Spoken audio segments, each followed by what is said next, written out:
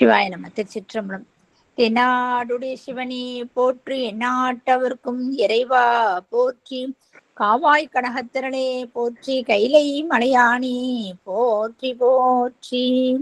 அருள்மிகு உண்ணாமொழி சமேத அண்ணாமலையார் திருவடிகள் போற்றி போற்றி, திருத்தணி முருகப் பெருமான் மலரடிகள் போற்றி போற்றி, அருள்மிகு சிவகாமி அம்பாள் சமேத அருள்ஜோதி நாதனே திருவடிகள் போற்றி போற்றி.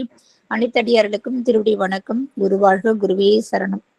தெளிவு குருவின் திருமேனி காண்டல், தெளிவு குருவின் திருநாமம் செப்பல், தெளிவு குருவின் திருவார்த்தை கேட்டல், தெளிவு குரு ஒரு சிந்தித்தல் தானே, தெளிவு குரு ஒரு சிந்தித்தல் தானே. திருச்சிற்றம்பலம். ஐயா, நீங்களே நால்வர் துதிப்பாடு நீங்க ஆரம்பிக்கலாம் ஐயா. சிவாய நம. சிவாய நம. நம்ம பார்வதி பதையே அரகர மகாதேவா. தென்னாடுடைய சிவனே போற்றி, எந்நாட்டவர்க்கும் இறைவா போற்றி, காவாய் கனகத்திரளே போற்றி, கைலை மலையானே போற்றி போற்றி, ஐந்து கரத்தனை ஆனை முகத்தனை, இந்தின் இளம் பிறை போலும் எயிற்றனை, நந்தி மகந்தனை ஞான கொழுந்தினை புந்தியில் வைத்து அடி போற்றுகின்றேனே. சைவத்தின் மேற் சமயம் வேறு இல்லை, அதில் சார் சிவமாம் தெய்வத்தின் மேல் தெய்வமில்லெனும், நான்மறை செம்பொருள் வாய்மை வைத்த சீர்திருத்தேவாரமும் திருவாசகமும் உய்வைத்தரச் செய்த நால்வர் பொற்றாள் எம் உயிர் துணையே. ஊழியர்கோன் வெப்பு ஒழித்த புகழியர்கோன் கடல் போற்றி, ஆழிமிசை கண்மிதப்பில் அணைந்த பிரான் அடி போற்றி, வாழி திருநாவலூர் வன் தொண்டர் பதம் போற்றி, ஊழிமலி திருவாத ஊரர் திருத்தாள் போற்றி. ஈராண்டில் சிவஞானம் பெற்றுயர்ந்த மெய்கண்டார் இணைத்தாள் போற்றி, நாராண்ட பல்லடியார்க்கு அருள் புரிந்த அருள் நந்தி நற்றாள் போற்றி, நீராண்ட கடந்தை நகரு மறை ஞான சம்பந்தர் நிழல் தாள் போற்றி, சீராண்ட தில்லை நகரு உமாபதியார் செம்பதுமத் திருத்தாள் போற்றி.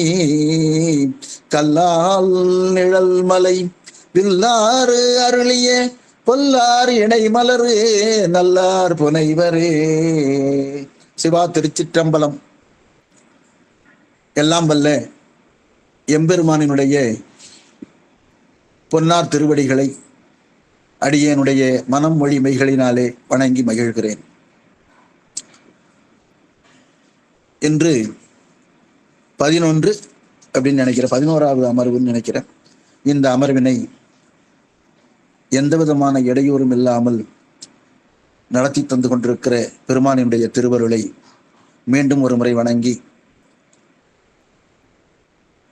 இந்த நிகழ்ச்சியை ஏற்பாடு செய்திருக்கிற ஈசன் குழுவினருக்கும், வேலுண்டு வினையில்லை மற்றும் திருவாசக சிந்தனை ஆகிய குழுமத்திலே இருக்கிற அனைத்து உறுப்பினர்களுக்கும் நிர்வாகிகளுக்கும் எனது மனமார்ந்த நன்றியை தெரிவித்துக் கொள்கிறேன். உண்மை விளக்கம் என்கிற நூலை நமக்கு அருளி செய்திருக்கிற மனவாசகம் கடந்தார் அவர்களுடைய திருவடிகளையும், அவருக்கு ஞானத்தந்தையாக இருக்கக்கூடிய மெய்கண்டா திருவடிகளையும் வணங்கி மகிழ்கிறேன். இந்த ஞான கல்வியை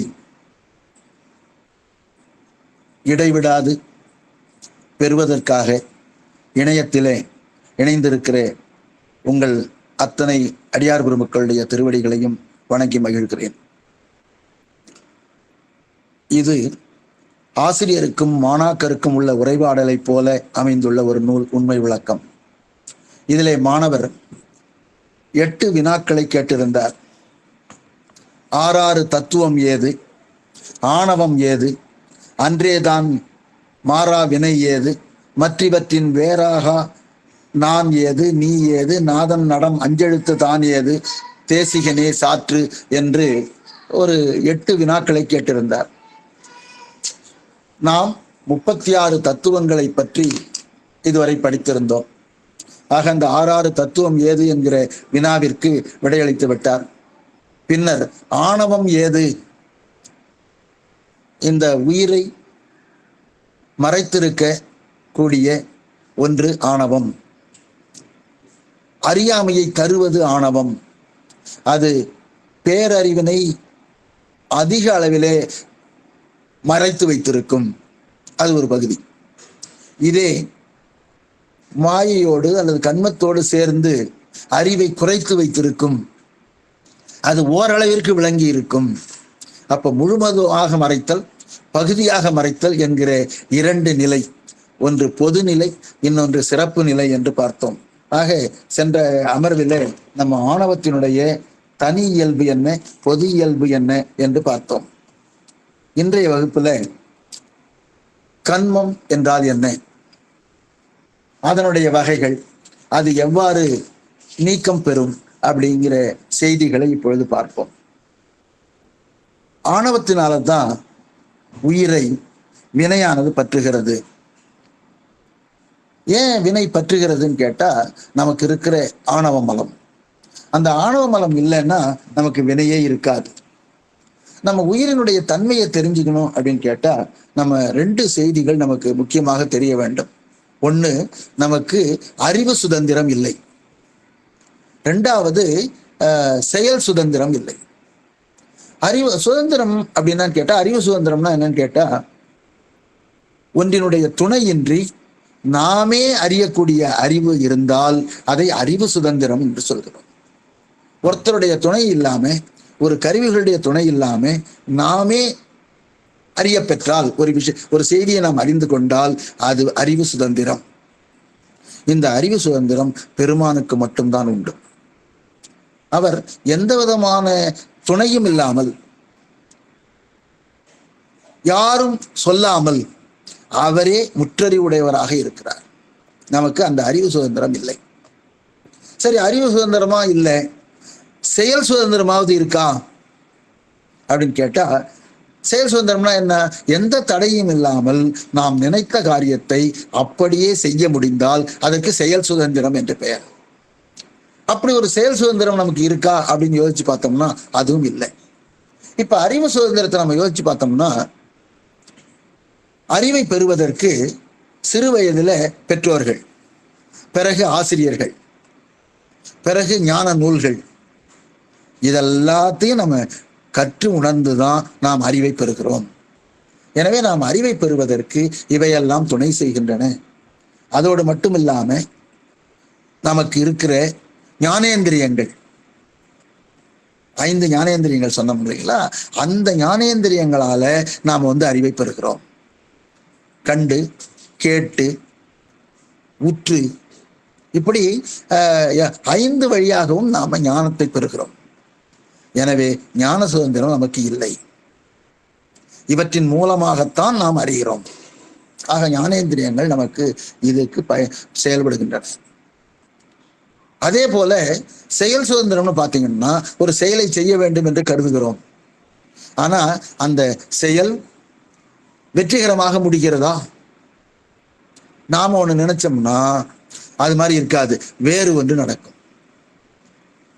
சில நேரத்துல நாம நினைக்கிறது சுத்தமா எதுவுமே நடக்காது,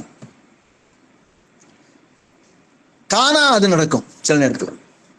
அப்ப நமக்கு செயல் சுதந்திரம் இல்லை என்பதை இதிலிருந்து தெரிந்து கொள்கிறோம். அதுதான் ஔவையார் ஒரு பாடல் சொன்னாங்க, ஒன்றை நினைக்கில் அது ஒழிந்துட்டு ஒன்றாகும். நாம ஒண்ணு நினைக்கிறோம், அது ஒழிந்துட்டுனா அது இல்லாம வேற ஒண்ணு நடக்கும். ஒன்றை நினைக்கில் அது ஒழிந்துட்டு ஒன்றாகும், அன்றி அதுவரினும் வந்தெய்தும். நாம நினைச்சதே கூட சில நேரத்தில் நடக்கும். ஒன்றை நினையாத முன்வந்து நிற்கினும் நிற்கும். நாம நினைக்காம இருக்கோம், ஆனா அது நிற்கும், அப்படியும் நிற்கும். எல்லாம் என்னையாளும் ஈசன் செயல். என்னை ஆளக்கூடிய ஈசனுடைய செயலாக இதை கருத வேண்டும். அப்ப செயல் சுதந்திரம் நமக்கு இல்லை. உதாரணமா ஒருத்தர் நான் மெடிக்கல் தான் படிப்பேன் அப்படின்னு ஒரு மாணவர் நினைக்கிறார். 2-3 முறை நீட் எழுதுகிறார். ஆனா போன தேர்வை விட இந்த தேர்வுல மதிப்பெண் குறைவாக வாங்குகிறார். இருந்தும் கூட நம்ம அதை செஞ்சுதான் ஆகணும், திரும்ப திரும்ப முயற்சி பண்றார். எல்லா முயற்சியும் பயனளிக்கும் என்று சொல்ல முடியாது. இறைவன் திருவருள் இருக்க வேண்டும். எனவே அதிலும் ஒரு சிலர் வெற்றி காண்கிறார்கள், சிலர் தோல்வி அடைகிறார்கள். எனவே நமக்கு செயல் சுதந்திரம் இல்லை என்பதை இந்த நிகழ்ச்சிகளில், அதே போலதான் திருமணம்னு நினைக்கிறோம், திருமணத்தை பண்ணிடணும், இந்த இதுல செஞ்சிடலாம்னு நினைக்கிறோம். ஆனா பாத்தீங்கன்னா பெண்ணு கிடைக்காது.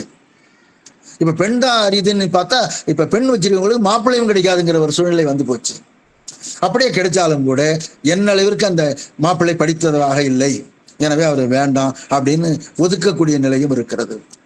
எனவே அனைத்தும் கூடி வந்து நாம் அந்த செயலை செய்து முடிக்க வேண்டும் என்கிற எண்ணம் நம்மிடத்திலே இருந்தாலும் கூட அந்த செயல் சுதந்திரம் இல்லாததுனாலே எல்லாம் சிவன் செயல்,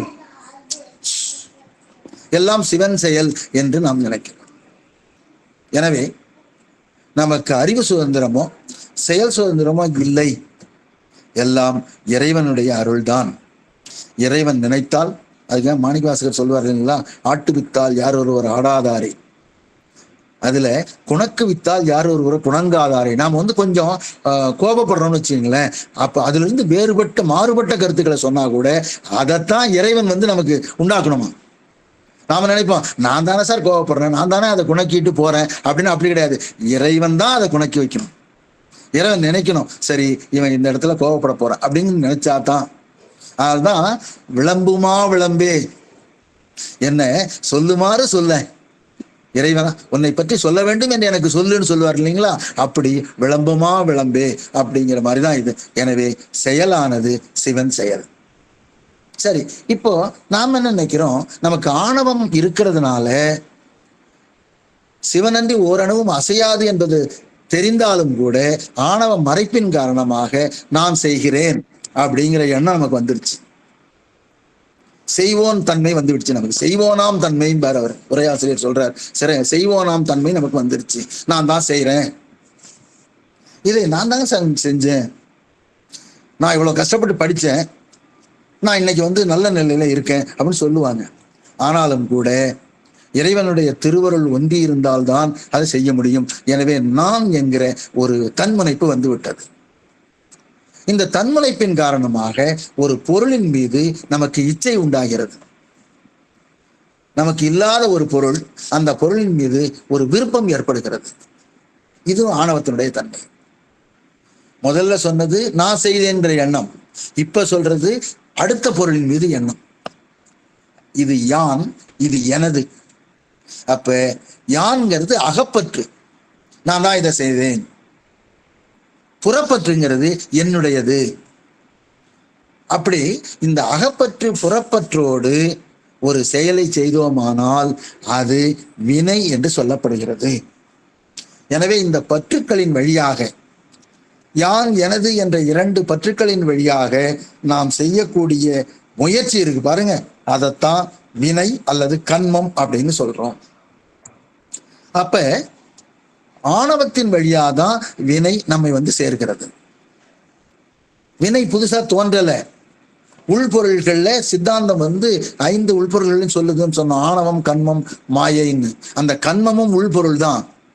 எனவே ஆணவத்தின் வழியாக உயிரை பற்றுகிறதே தவிர இது அப்பொழுது புதிதாக தோன்றவில்லை என்பதை நாம் அறிந்து கொள்ள வேண்டும். எனவே இந்த செய்வோனாம் தன்மை அப்படிங்கிறது நான், நுகர்வோனாம் தன்மைங்கிறது எனது.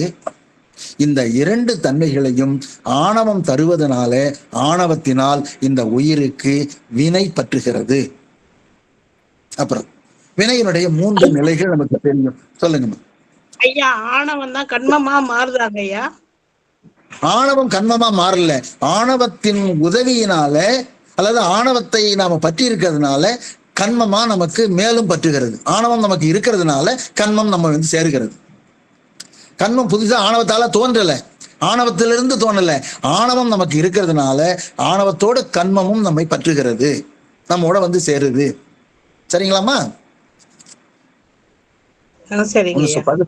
சரிங்கம்மா.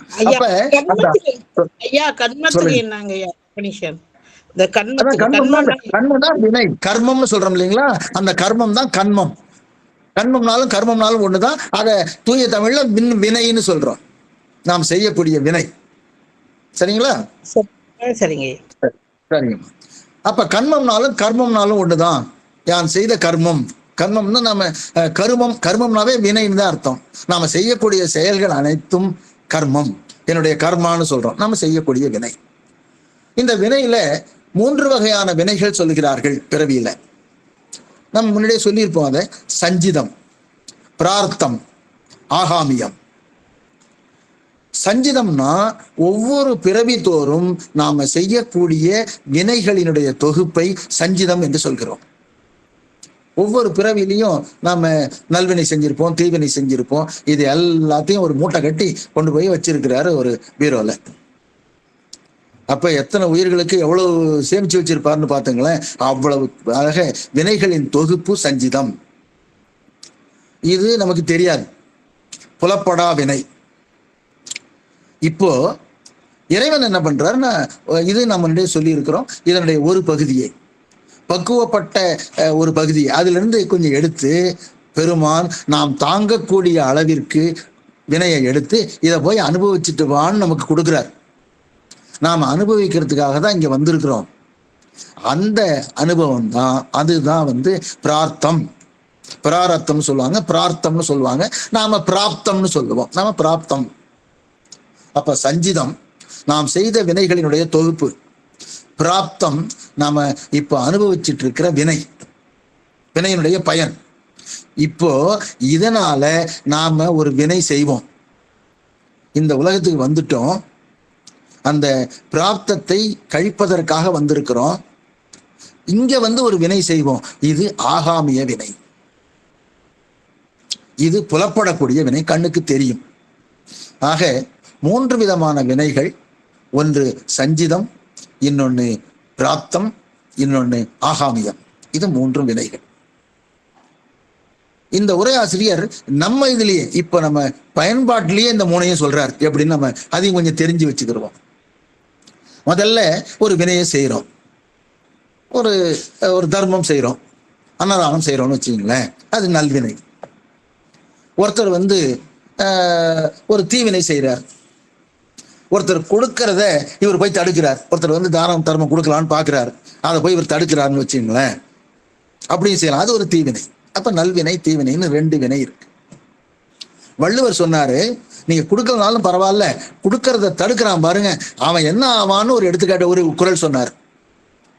கொடுப்பது அழுக்கறுப்பான் சுற்றம், உடுப்பதுவும் உண்பதுவும் இன்றி கெடும். யார் ஒருத்தன் கொடுக்குறானோ அதை யாரு பொறாமப்பட்டு அதை நிறுத்துறான்னு வச்சுங்களேன், அவனுடைய சொந்தக்காரங்கள்லாம் இருக்காங்க பாருங்க, அவங்கெல்லாம் உடுக்கிறதுக்கு உடை இல்லாமலும் சாப்பிடுவதற்கு சாப்பாடு இல்லாமலும் கெட்டு போவான்.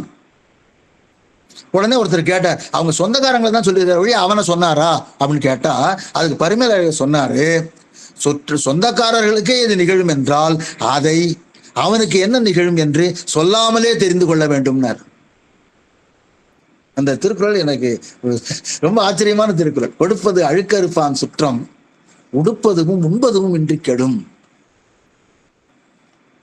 அதான் அதுல ஒருத்தர் சொன்னாரு, உண்பதும் இன்றி கெடுனா சாப்பாடு இல்லாம கெட்டுறான். சரி, அப்ப உடுப்பது சாப்பாடு இல்லாம கெட்டுட்டான்னா சரி, எங்கேயாவது போய் ஒரு இடத்துல தானம் வாங்கியாவது சாப்பிடலாம், ஒரு அன்னதானம் கொடுக்குற இடத்துல போய் இருந்துக்கலாம்னு சொன்னா அவனுக்கு உடுப்பதும் இல்லை. அப்ப உடையின்றி வெளியில போக முடியாது அவன். அதனாலதான் உடுப்பதும் உண்பதும் என்று கெடும்னு ஒரு திருக்குறள் உண்டு. சரி, அது இருக்கட்டும் அப்படியே. அப்ப நல்வினை தீவினை 2 வினை. இந்த 2ம் தூலக்கண்மம்னு சொல்றோம். அத புலப்படுகின்ற வினை, இது கண்ணுக்கு தெரிகிற வினை. இதத்தான் நம்ம ஆகாமிய வினைன்னு சொல்றோம். நம்ம கண்ணு முன்னாடி செய்யறது ஆகாமிய வினை. ஆகாமியம் என்றால் நாம் விரும்பி செய்யப்படுவது என்று பொருள். அது நல்வினையா இருந்தாலும் தீவினையா இருந்தாலும் நாம விரும்பி செய்யற வினைக்கு ஆகாமியம்னு பேரு. இது இப்ப செய்யறது. இப்ப நான் செஞ்சு முடிச்சுட்டேன், அன்னதானம் செஞ்சு முடிச்சுட்டேன். அதே போல கொடுப்பது அழுக்கறுப்பான்னு ஒரு தீவினையை முடிச்சுட்டேன். அப்ப கொஞ்ச நேரம் ஆன உடனே நம்ம செய்து முடித்த உடனே அந்த வினை தூலமா வெளியில தெரிகிற மாதிரி இருந்த வினை சூக்குமமாக மாறிவிடும். தெரியல, அது யாருக்கும் முடிஞ்சு போச்சு. இப்ப அன்னதானம் கொடுத்த இடத்துல போய் பார்த்தா கூட அந்த இடத்துல அன்னதானம் நடந்துதானே தெரியாது. அந்த போர்டு வேணா இருக்கும், அவ்வளவுதான், வேற ஒண்ணும் இருக்காது. எனவே இது புலப்படாத வினையில சேர்ந்துரும். இந்த புலப்படாத வினை இருக்கு பாருங்க, இததான் நம்ம சஞ்சிதம்னு சொல்றோம். இது சூக்குமமாக இருக்கும், இது வெளியில தெரியாது. அதனாலதான் புலப்படாத வினைன்னு சொல்றோம். முன்னாடி நம்ம வினைகளின் தொகுப்புன்னு சொன்னோம். இது இப்ப என்ன சொல்றாரு, கண் முன்னாடி தெரிஞ்ச வினை ஒண்ணு இருக்கு, அது தூல வினை. இது நாம செஞ்சது ஆகாமியம். இப்போ அது கொஞ்ச நேரம் ஆனவுடனே அது மறைஞ்சிரும். இது புலப்படாத வினை, இது சூக்குமமாக இருக்கிறது, இது சஞ்சிதம். இந்த புலப்படாத நிலை இருக்கு பாருங்க, அந்த சஞ்சிதம் கொஞ்ச நாள் கழிச்சு இன்ப துன்பங்களை யார் செஞ்சாங்களோ அவங்களுக்கு கொடுக்கும். அந்த இன்ப துன்பத்தை கொடுக்குது பாருங்க, அது பிராரத்தம், பிராரத்தம் என்று சொல்றோம். இப்ப நம்ம கண் முன்னாடியே இந்த மூணையும் சொல்லிட்டார். ஒண்ணு ஆகாமியம், இன்னொன்னு பிராரத்தம், இன்னொன்னு சஞ்சிதம். நாம நேரடியா செய்கிற வினை, புலப்படக்கூடிய வினை, தூல வினை, இது கண்ணுக்கு தெரியும், நாம விரும்பி செய்யறோம். இந்த வினைக்கு ஆகாமிய வினைன்னு பேரு. இது காலம் முடிஞ்ச உடனே, அது செய்து முடித்தவுடன் அது தூலமா இருந்த வினையானது சூக்குமமா மாறிடும். அப்படி சூக்குமமா மாறின உடனே இது புலப்படாத வினையில சேர்ந்துரும். இப்படி புலப்படாத வினைய சஞ்சிதம் அப்படின்னு சொல்றோம். இது சூக்குமமாக இருக்கும். ஆக சஞ்சிதத்துக்கு பொருள் நன்கு பெறப்பட்டது, வந்து சேர்ந்துருச்சு, இது சஞ்சிதம். இதனுடைய பலனை பொறுத்திருந்து இந்த புலப்படாத நிலையில இருக்கிற வினையானது பயனாக மாறி இன்ப துன்பமாக வரும். அந்த இன்ப துன்பத்தை கொடுக்கக்கூடியதுக்கு தான் பிராரத்தம் என்று பெயர். இது இப்போ இருக்கிற நடைமுறையிலேயே இந்த உரையாசிரியர் விளக்கி இருக்கிறார். இதையும் அறிந்து கொள்வோம். இதனால் ஒருத்தர் நல்வினை செய்கிறார்னு சொன்னா அது புலப்படாத நிலையில புண்ணியமாக இருந்து பின் காலம் வரும் பொழுது அது இன்பமாக தன்னை செய்தவரை வந்து சேரும். அதே போல ஒருவர் தீவினை செய்தால் அது பாவமாக பதிந்து உரிய காலம் வரை இருந்து பின்னர் நமக்கு துன்பத்தை தரும். இதைத்தான் நாம இன்ப துன்பங்களுக்கு காரணம் வினை என்று சொல்கிறோம். எனவே நாம செய்த நல்வினை தீவினை தான் நம்ம உயிரில் புண்ணியமாகவும் பாவமாகவும் பதிந்து உரிய காலம் வரை பொறுத்திருந்து அந்த யார் செய்தார்களோ அவர்களுக்கு இன்ப துன்பமாக வருகிறது. எனவே நாம் அடையக்கூடிய இன்ப துன்பங்களுக்கு வேறு யாரும் காரணம் இல்லை. அதான் நம்ம முன்னே சொன்னோம், தீதும் நன்றும் பிறர் தர வாரா. பிறர் கொடுத்து வர்றது இல்லை, நாமே தான் நாம செய்தனுடைய வினையத்தான் நாம அனுபவிக்கிறோம். அடுத்தது, இப்போ நமக்கு இன்ப துன்பங்கள் அப்படிங்கிறது நமக்கு இயற்கையானவையா அப்படின்னு கேட்டா அது இயற்கையாக அமைந்தது அல்ல. ஏன் இயற்கையாக அமைந்தது அல்லன்னு சொல்றோம்னா, இயற்கையாக அமைந்ததுன்னா எப்போதும் நம்முடன் இருக்கணும், அதுதான் இயற்கை. எனக்கு உயிருக்கு அன்பு தான் இயற்கை. நாம பொதுவாக பார்த்தீங்கன்னா யாரை ஒருத்தர் பார்த்தாலும் புதுதாக பார்த்தாலும் ரொம்ப அன்போட பேசுவோம், அது இயற்கை. ஆனா எப்போது கோபம் வரும், ஆனா அந்த கோபம் அப்படி நிலையா இருக்காது, அப்புறம் போயிடும். ஆனா அந்த அன்பு இங்கே இருக்கும். எனவே இயற்கையானது எப்போதும் அங்கே இருக்கும். இப்ப இன்பம் இருக்கு, துன்பம் இருக்கு. அது என்ன ஆகும், ஒரு குறிப்பிட்ட காலத்துல வந்து அந்த இன்பம் கொஞ்ச நேரத்துல மறைஞ்சிரும். கால வரையறைக்கு உட்பட்டு தான் அதை நாம அனுபவிப்போம். எனவே அந்த இன்பமோ துன்பமோ நமக்கு இயற்கையானது அல்ல, நம்மை வந்து சேரக்கூடியது. எதனால் வந்து சேருவது, நாம் செய்த வினையினால் வந்து சேருவது. எனவே வினையாக வந்து சேருவதனால தான் இதை நீயான சுக துக்கம் என்று இந்த வெண்பாவிலே சொல்லி இருக்கிறார். சரி, துக்கம் சரி, ஏன் சுகம்னு சொன்னாரு அப்படின்னு கேட்டா, நாம் செய்யக்கூடிய நல்வினையாக இருந்தாலும் தீவினையாக இருந்தாலும் அது பிறவிக்கு வித்து. அதை நாம அனைவரும் நன்கு உணர்ந்து கொள்ள வேண்டும். அப்ப அடுத்த பிறவி வேண்டாம் என்று நினைத்தால் எந்த வினையும் செய்யக்கூடாது. அதே அப்படி ரெண்டு வினையும் செய்யாம இருக்க முடியும், நம்ம யோசிப்போம். இப்போ நம்ம நல்வினை செய்யறோம், அப்ப உயிரில் அது புண்ணியமாக பதிந்திருக்கிறது. இறைவன் என்ன பண்றாரு, அந்த புண்ணியத்திற்குரிய பலனை அனுபவிக்க கொடுத்தாகணும்.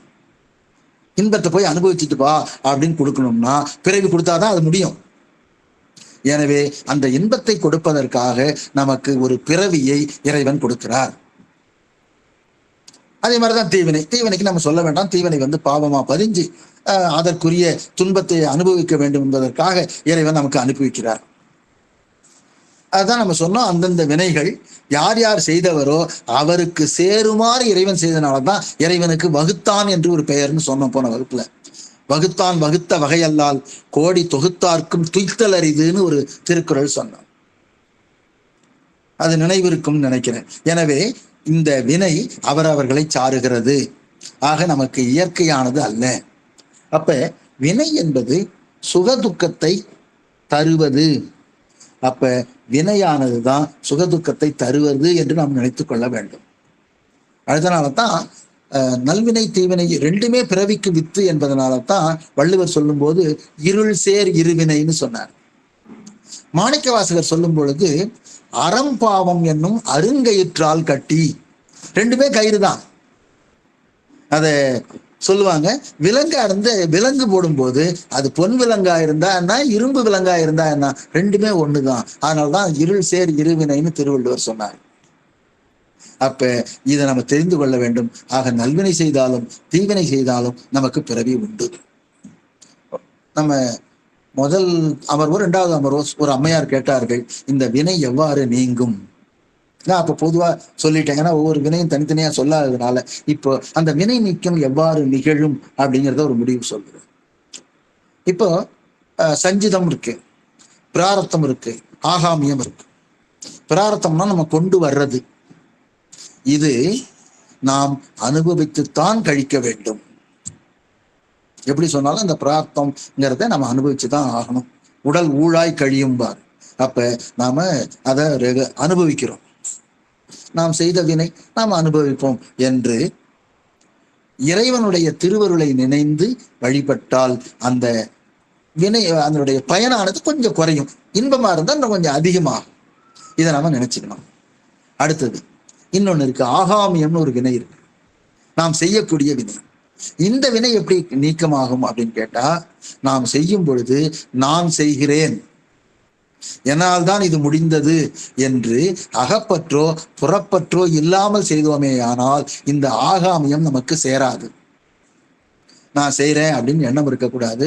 என்னால் தான் இது செய்யப்பட்டது என்கிற எண்ணம் இல்லாமல் இறைவன் திருவருளால் என்னை ஒரு ஊடகமாக எண்ணி, என்னை ஒரு கருவியாக நினைத்து பெருமான் தான் செய்விக்கிறார் என்ற எண்ணத்தோடு நாம் செய்தோமே ஆனால் அந்த ஆகாமிய வினை நம்மை சேராது.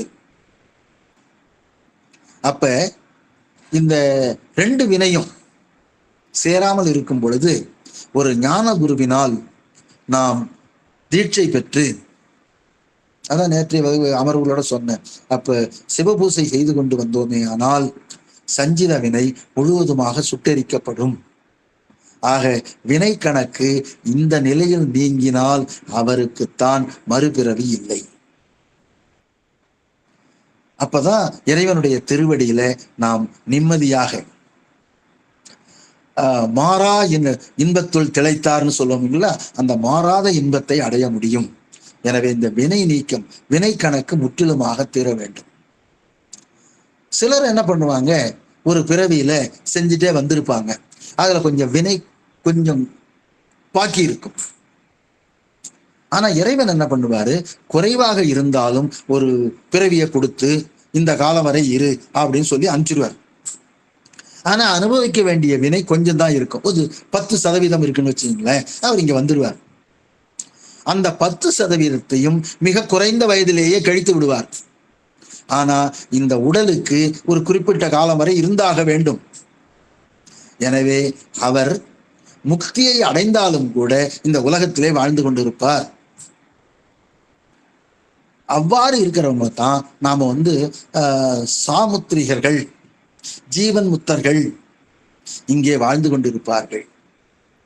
அவர்கள் உலகியலோடு தொடர்பில் இருக்க மாட்டார்கள். அவர் இஷ்டத்துக்கு செய்வார்கள். அவர் இஷ்டத்துக்கு சிவ சிந்தனையோடு இருப்பார்கள். அவர்கள் தான் ஜீவன் முத்தர்கள் என்று சொல்லப்படுகிறார்கள். அந்த ஜீவன் முத்தர்கள், அவருக்கு நாம ஒரு நல்வினை செய்யறோம். ஒரு ஜீவன் முத்தர் இருக்கார், அவருக்கு நல்வினை செய்தோமானால் அவங்க இப்ப செய்யறாங்க இல்லையா, அந்த நல்வினையினுடைய பயனும் நம்மை வந்து அடையும். ஏன்னா அவங்களுக்கு வினை கணக்கே கிடையாது, கணக்கே அக்கௌண்ட் இல்லை. இருந்தாலும் அவங்க வினை செஞ்சிருப்பாங்க, இறைவனை நினைச்சு சில வினைகள் செஞ்சுட்டு இருப்பாங்க, அந்த வினை நமக்கு சேரும். இப்படி நினைச்சு பாருங்க, அவருக்கு ஒரு தீவினை செய்யறோம், அப்ப தீவினைகள் பல மடங்கு அதிகமாயிரும். ஜீவன் முக்தர்களுக்கு நல்வினை செய்தால் அது பல மடங்கு அதிகமாகும், அவருக்கு தீவினை செய்தால் பல மடங்கு அதுவும் அதிகமாகும். எனவே ஜீவன் முக்தர்களினுடைய நிலையை நினைச்சுப்பாரு. அது இப்பதான் பவானி ஐயா சொன்னாங்க, ஞானசம்பந்த பெருமான் மிக குறைந்த வயதிலேயே அப்படியே அந்த முக்தி நிலைக்கு வந்துட்டார். பெருமான் ஞானப்பால் உண்டார். அவரு அவங்க தந்தையார் சிவபாத இருதயர் வந்து யார் குடித்த எச்சில் பாலை உண்டார்னு கோலை ஓங்கி கேட்டார். அப்ப இவரு தோளுடைய செவியன் பாடினாரு, பீழுடைய பிரமாபுரம் மேவிய பெம்மான் இவன் அந்தேன்னு அருகில அண்மை சுற்றுல காட்டினார். பெருமான் பக்கத்துல இருக்காருன்னு காட்டினார். அவர் செய்த தவம் அப்படி, அவர் பெற்றுள்ள முக்தி நிலை அப்படி. ஆனா அவங்க தந்தையார் பக்கத்துல இருக்கார், அவரால் காண முடியவில்லை. இப்படிப்பட்ட ஞான குழந்தையை தன்னுடைய குழந்தையாக பெற்ற தவம் செய்தவர் சிவபெருமானை பார்க்கணுங்கிற அளவுல அவர் தவம் செய்யல. அருகருகே தான் இருக்கிறாங்க ரெண்டு பேருமே. ஞானசம்பந்தருக்கு காட்சி கொடுத்த பெருமான் அருகே இருந்த சிவபாத இருதருக்கு கொடுக்கலன்னா அவர் அந்த அளவிற்கு தவம் செய்யவில்லை. அப்ப தவம் செய்ததுன்னா நாம போய் காட்டுல இருந்து முனிவர்கள் மாறி தாடி வச்சுக்கிட்டு உணவு எல்லாம் அப்படிலாம் கிடையாது. நாம நம்முடைய தர்மத்தை, நமக்கு என்று ஒதுக்கப்பட்ட அறத்தை செய்து கொண்டிருந்தால் நாம் தவம் செய்தவர்களாம். எனவே நம்ம என்னென்ன செய்யணும்னு விதித்தார்களோ அதை செய்ய வேண்டும், விலக்கியதை செய்யக்கூடாது. விதித்தன செய்தலும் விலக்கியது அறுதலும், விலக்கியது செய்யாதிருத்தலும் தான் தவம், அறம். அந்த அறத்தின் வழி நாம் செய்தோமே ஆனால் அதுவே மிகப்பெரிய தவமாகும். அது நம்ம தெரிஞ்சுக்கணும். அதுதான் இவர் என்ன சொல்றார், குறியாவினைன்னு ஒரு வார்த்தை போட்டிருக்காரு இந்த பாடல்ல. அது என்ன குறியாவினை அப்படின்னு கேட்டா, அது எப்ப வரும், எந்த காலத்துல அந்த நன்மை வரும். நாம் செய்திருக்கிறோம், நமக்கு நல்லது வருமா தீயது வருமா யாருக்காவது தெரியுமா? சரி, அப்படி வந்ததுன்னா அது எவ்வளவு நாள் நீடிக்கும், இல்லை எவ்வளவு நேரம் நீடிக்கும் என்று யாராலும் சொல்ல முடியுமா? அதனால தான் அது எப்படி வந்து வானம் தெளிவா இருக்கும், நம்ம மழை இல்லைன்னு சொல்லிட்டு வடாம் போட்டிருப்போம். ஆனா திடீர்னு பாத்தீங்கன்னா எங்க இருந்தோ ஒரு கருமேகம் வந்து படபடன்னு மழையை பொழிஞ்சிரும். அதே போலத்தான் நாம் செய்தனுடைய வினையினுடைய பயன் திடீரென்று எதிர்பாராத நிலையில் வந்து நமக்கு அனுபவத்தை கொடுக்கும். அதனால தான் இவர் என்ன பண்றாரு, இந்த பாடல்ல குறியாவினை என்று ஒரு வார்த்தையை போடுறார். குறியாவினைனா எதிர்பாராத வினை. அந்த வினை பயன் இப்பொழுதுதான் வரும் என்று இல்லாமல் எப்பொழுது வேண்டுமானாலும் வரலாம், அடுத்த நொடியும் வரலாம், இல்லை அடுத்த ஆண்டும் வரலாம் என்கிற நிலைக்கு வந்து விடுகிறது. எனவே நாம் இதுவரை பார்த்த அளவிலே இந்த ஆன்மாவிற்கு சுதந்திரம், அறிவு சுதந்திரமோ செயல் சுதந்திரமோ இல்லை. செயல் சுதந்திரம் இல்லை என்பதனால எல்லாம் சிவபெருமான் செயல் என்ற எண்ணம் நமக்கு இருக்க வேண்டும். ஆனால் அந்த எண்ணத்தை மறைத்து இருப்பது ஆணவ மலம் என்பதனாலே இந்த ஆணவ மலத்தின் இயல்பால் நான் செய்கிறேன் என்று நாம் செய்வோன் தன்மையையும் என்னுடைய செயல் என்று நுகர்வோன் தன்மையையும் நாம் பெற்றிருக்கிறோம். இதனாலே யான் எனது என்ற அகப்பற்றும் புறப்பற்றும் நமக்கு இருக்கிறது. இந்த பற்றினை நீக்காமல் அதிகமான பற்றுடன் நாம் செய்யக்கூடிய அனைத்து முயற்சியுமே வினை எனப்படும். அந்த வினை இரண்டு வகை, ஒன்று நல்வினை, தீவினை. நல்வினையானது புண்ணியம் என்றும் தீவினையானது பாவம் என்றும் நம் உயிரிலே பதிந்திருக்கிறது. இது குறிப்பிட்ட காலம் கழித்து அது இன்ப துன்பமாக இந்த பிறவியிலே வந்து சேரும். அது எதிர்பாராமல் வருகிறதுனாலே இதற்கு குறியா வினை என்று சொன்னார். நாமே அந்த சுக துக்கத்தை அனுபவித்து நானே அந்த இன்பமும் ஆனவன் நானே அந்த துன்பமும் என்ற எண்ணம் இருப்பதனாலே நீயான சுகதுக்கம் என்ற வெண்பாவிலே இவ்வாறு குறிப்பிட்டிருக்கிறார். எனவே நாம் இதுவரை பார்த்திருப்பது ஆணவம், கன்மம், மாயை. மாயைங்கிறது வேற ஒண்ணும் இல்லை, இந்த 36 தத்துவங்களும் தான் மாயை. இது மாயா காரியங்கள். இவை அறிவற்ற பொருள்கள். இந்த நிகழ்வோடு நாம் இந்த அமர்வினை முடித்துக் கொள்வோம். ஏன்னா நம்மளுடைய அம்மா கொஞ்சம் காலம் எடுத்துக்கிட்டதுனால நம்ம அடுத்த வகுப்புல பசு நான் யார் அப்படிங்கிறத நம்ம அடுத்த அமர்வுல சிந்திப்போம் என்று கூறி, இதுவரை கேட்டிருந்த அடியார் பெருமக்கள் அத்தனை பேருடைய திருவடிகளையும் வணங்கி நான் இத்துடன் என்னுடைய உரையை நிறைவு செய்கிறேன். நன்றி, வணக்கம். சிவாய நம. சிவாய.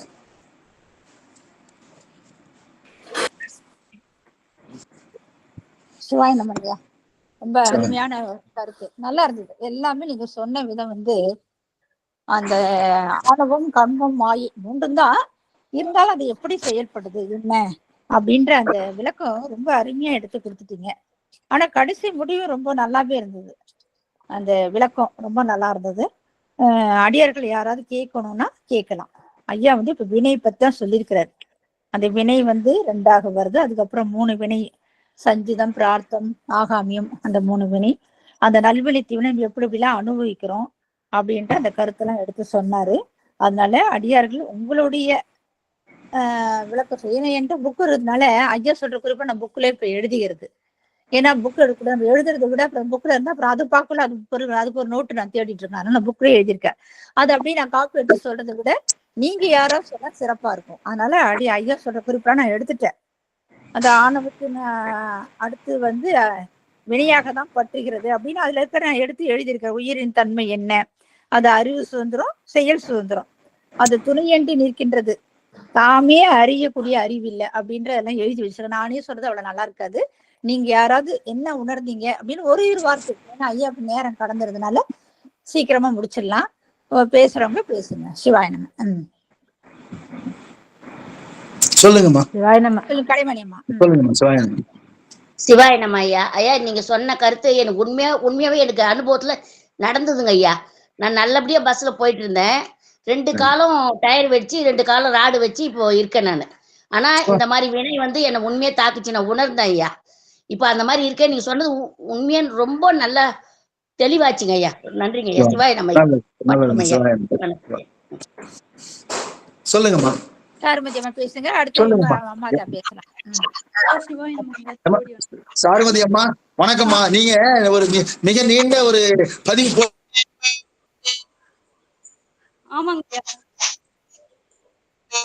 போட்டிருந்தீங்க.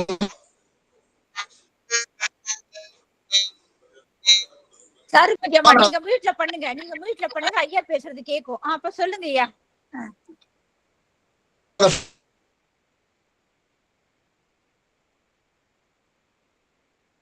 படிச்சுட்டு உங்களுக்கு சொல்றேம்மா. ரொம்ப மகிழ்ச்சிமா. சரிங்க, படிச்சுட்டு சொல்லுங்க ஐயா. நீங்க சொன்னது அதுல அதாங்க ஐயா. இன்னைக்கு இந்த எனக்கு ரொம்ப நாள சந்தேகம் இருந்தது. என்னன்னா நம்ம கண்மத்துல 3 வினைகள் இருக்குன்னு சொன்னீங்க. அதாவது சஞ்சித வினை, ஆகாமிய வினை, பிராரத்த வினை. அந்த 3 வினையிலையும் நம்ம எப்படி இருந்தாலும் நம்ம பிறக்கும் போது நம்ம கூட இருக்கு. நம்ம இப்ப செஞ்சுட்டும் இருக்கோம், இது பண்ணிட்டு இருக்கோம். ஆனா நம்ம எப்படி நம்ம பெருமான் கிட்ட திருவடியை மட்டும் நம்ம எப்படி அடைவோம்? ஆனா அங்க போய் நம்ம எப்படி நம்ம உடல் என்ன மாதிரி ஆகும், எப்படி நம்ம போய் அந்த வினைகள்லாம் மேலையும் அனுபவிச்சுதானே நம்ம திரும்ப வினைக்கேற்ப உடல் எடுத்து வருவோம் அப்படின்னு. அதாவது வினையை அனுபவிக்கணும்னு நமக்கு பிரார்த்தனையோட வர்றோம். வந்த உடனே இங்க நம்ம அனுபவிக்கிறோம். அப்படி அனுபவிக்கும் போது இந்த மாதிரி இறைவனுடைய திருவருளையோ சிவ சிந்தனையோட இருந்தோம்னு வச்சுங்களேன், நம்ம அந்த பற்றற்றான் பற்றினை அப்பற்றை பற்று விடற்குன்னு வள்ளுவர் சொல்லுவார். ஆக இந்த பற்று அகப்பற்று புறப்பற்று இருக்கிறதுனாலதான் இது வினையாக இருக்கிறது. அந்த பற்றற்றானுடைய பற்றினை நாம பற்றினோம்னா, பற்றே இல்லாத சிவபெருமானுடைய திருவடிகளை நாம் அடைந்தோமையானால் நாம நிச்சயமா பற்று இல்லாம செய்வோம். அப்ப அதுக்கு ஆகாமிய வினை ஏறாது. ஏன்னா நான் முன்னாடியே சொன்னேன், நாம செய்தோங்கிற எண்ணம் இல்லாம ஒன்றை செய்தோமே. ஆனால் சில பேர்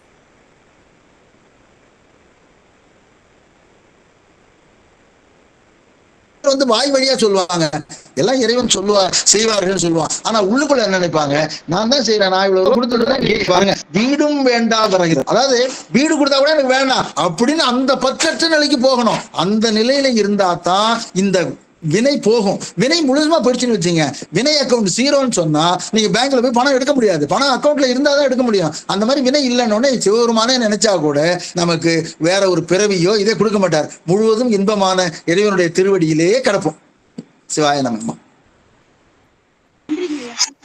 ஆக திருமுறைகளை ஓதிக்கொண்டே இருந்தால் நம்முடைய ஆணவ மலத்தினுடைய தன்மை ரொம்ப மெலிஞ்சுக்கிட்டே வரும்.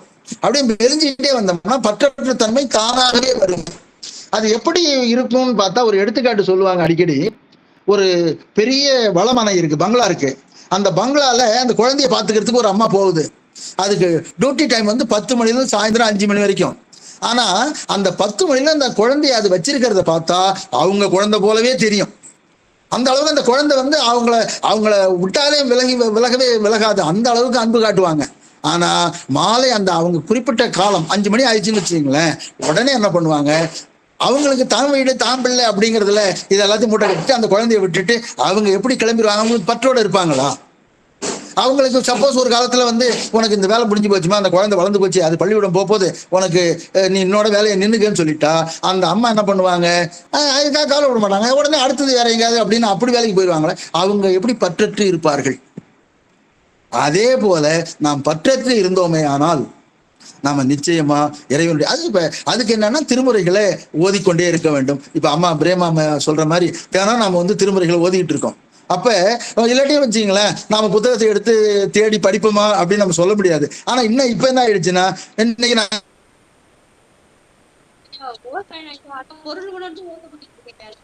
எனக்கு படிக்கிறதுக்கு நேரம் இல்லை, இந்த மாதிரிதான் நான் படிச்சேன். அந்த மாதிரி ஒரு அதனுடைய இது இன்னும் கொஞ்சம் அதிகமாயிருது.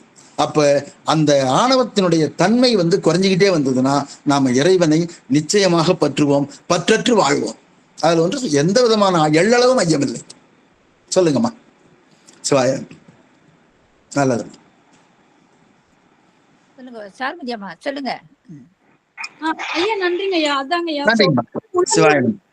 எப்படின்னா, இப்போ நேத்து திருமுதுகுன்றம் நீங்க ஃபுல்லா அந்த 11 பாடலுக்கு விளக்க சொல்லிட்டீங்க. அம்மா வந்து திரு சோற்றுத்துறை சொன்னாங்க, முன்னாடி ஆனந்தையா, ராகவனையா, இப்படி எல்லாரோட பதிவுமே அங்க மருதப்பண்ணையா அந்த பாடல்களோட விளக்கத்தோட கேட்கும் போது அது இன்னுமே நல்லாவே புரியுதுங்கய்யா. எல்லாரும் நீங்க அருளாளர்கள்லாம் சேர்ந்து சொல்லும் போது வந்து கண்டிப்பா புரியுது.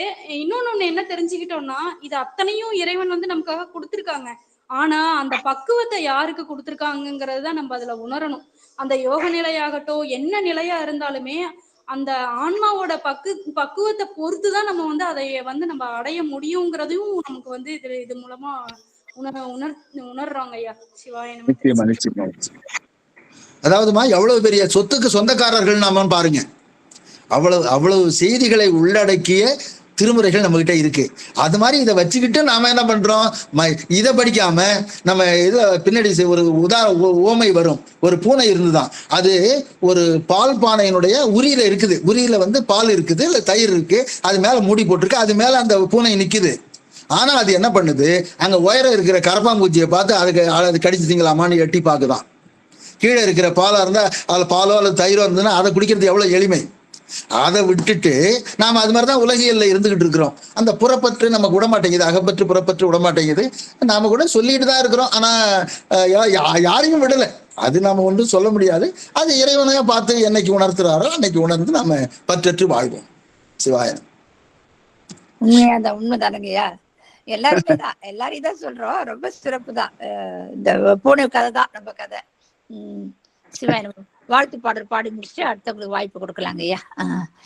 வான்முகில் வழாது பெய்க மலி வளம் சுரக்க மன்னன் கோன்முறை அரசு செய்க குறைவிலாது உயிர்கள் வாழ்க நான்மறை அரங்கல் ஓங்க நல்தவம் வேள்வி மல்க மேன்மைக்குள் சைவ நீதி விளங்குக உலகமெல்லாம் மேன்மைக்குள் சைவ நீதி விளங்குக உலகமெல்லாம் ஆறிரு தடந்தோர் வாழ்க அருமுகம் வாழ்க வெற்பை கூறு செய் தனிவேல் வாழ்க, குக்குடம் வாழ்க செவ்வேல், ஏரிய மஞ்சை வாழ்க, யானி தன்னணங்கு வாழ்க, மாறிலா வள்ளி வாழ்க, வாழ்க சீரடியார் எல்லாம், மாறிலா வள்ளி வாழ்க, வாழ்க சீரடியார் எல்லாம், வாழ்க சீரடியார் எல்லாம்.